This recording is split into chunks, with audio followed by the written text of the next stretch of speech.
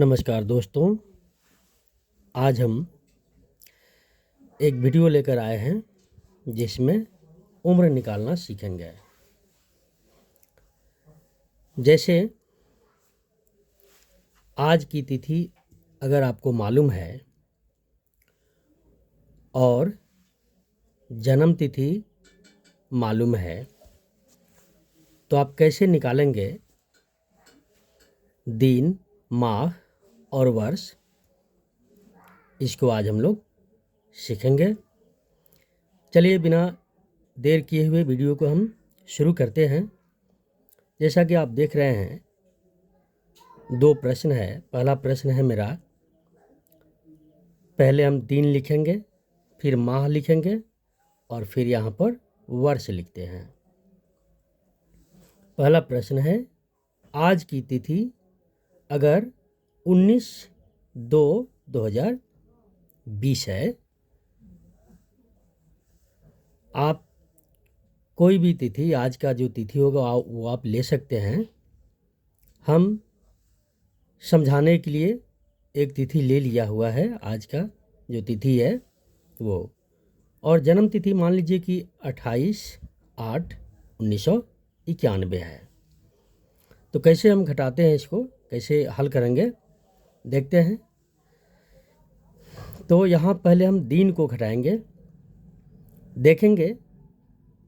आप वर्ष को भी पहले लिख सकते हैं, वर्ष को पहले, फिर माह, फिर दिन लिख सकते हैं। लेकिन आप पहले दिन, फिर माह, फिर वर्ष भी लिख सकते हैं। तो चलिए देखते हैं। ये दिन में आप देख रहे हैं कि 19 दिन है और नीचे कितना घटाना है हमको, 28 दिन घटाना है। तो 19 में से 28 तो घटेगा नहीं, तो इसके लिए हमें महीना में से हमको यहाँ पर लेना होगा। देखते हैं महीना, जैसा कि आप सबको पता है कि महीना 30 दिन का होता है, लेकिन यहाँ जो मंथ आपको दिख रहा है वो फरवरी है, दूसरा महीना है। दूसरा महीना का मतलब क्या है, फरवरी है। तो फरवरी या तो 28 दिन का होता है या फिर 29 दिन का होता है। तो यहाँ पर देखते हैं कि वर्ष 2020 का फरवरी है ये, तो 20 का मतलब है ये लीप ईयर है। लीप ईयर है तो लीप ईयर जब रहेगा तो फरवरी 29 दिन का होता है। इसलिए यहाँ पर माह जो है ये 29 दिन का है, फरवरी। तो अगर ये 30 दिन का रहेगा तो ये यहाँ पर जब हम एक दहाई यहाँ से पैंचा लेंगे तो हम 30 लेंगे, 30 देगा ये, लेकिन ये 29 दिन का है तो इसमें दिन में जो है 29 बढ़ेगा। यहाँ से हम 29 लेंगे, तो ये 29 और 19 दोनों को जब ऐड करते हैं तो हमारा 29 और 19 जब जोड़ेंगे तो 48 आएगा। कितना आएगा, 48। तो 48 में से, जैसे मान लीजिए कि यहाँ पर 48 आ गया, इसमें से इस 28 को घटा देना है। 8 में से 8 गया 0, 4 में से 2 गया 2, कितना आ गया, 20 दिन। दिन हमारा निकल गया 20। अब देखते हैं माह जो है, इसमें से एक जब यहाँ पर ले लिया 29 ये दे दिया, और 2 है, इसमें 2 माह है, तो एक माह तो ये दे दिया, तो इसके पास अब बच गया सिर्फ एक माह बच गया। अब एक माह जो बच गया, इसको अब यहाँ पर 8 घटाना है माह में। एक में से 8 घटेगा नहीं, ये आप यहाँ लिख सकते हैं। एक बच गया तो एक लिख दीजिए। तो एक में से 8 नहीं जाएगा, तो फिर वर्ष में से हम यहाँ पर ले लेंगे, पैंचा हासिल ले लेंगे। तो देखते हैं कि वर्ष, अब सोचना है कि वर्ष देगा महीना को, तो एक वर्ष में 12 महीना होता है। एक वर्ष में कितना महीना होता है, 12। तो हम क्या करेंगे, यहाँ से हासिल लेंगे 12, तो 12 और 1 ये जोड़ लेंगे, हो जाएगा 13। अब 13 में से 8 घटाना है, 13 में से ये जो 12 और 1 13 हुआ, इसमें से 8 घटा लेंगे तो हो जाएगा 8 5 13। ये कितना हो जाएगा 5। 20 दिन 5 माह निकल गया। अब चलिए, तो जो वर्ष था 2020 था, अब ये तो 12 दे दिया, यहाँ पर हासिल दे दिया। तो ये जो 20 है इसमें से एक घट जाएगा, एक वर्ष इसमें से क्या हो जाएगा, घट जाएगा। ये हो गया अब 19। अब देखिए 9 में से एक घटेगा 8, 9 में से एक गया 8 हो गया। अब ये बचेगा कितना, एक है, एक में से 9 नहीं जाएगा तो यहाँ 2 में से हम एक दाएं ले लेंगे 10 और एक 11, 11 में से 9 चला गया तो हो जाएगा 2।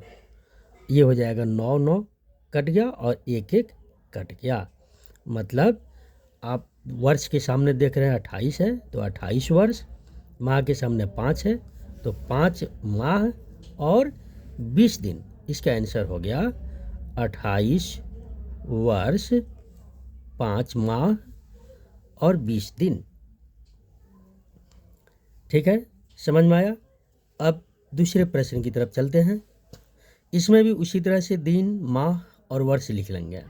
ये आज की तिथि है और ये जन्म तिथि है।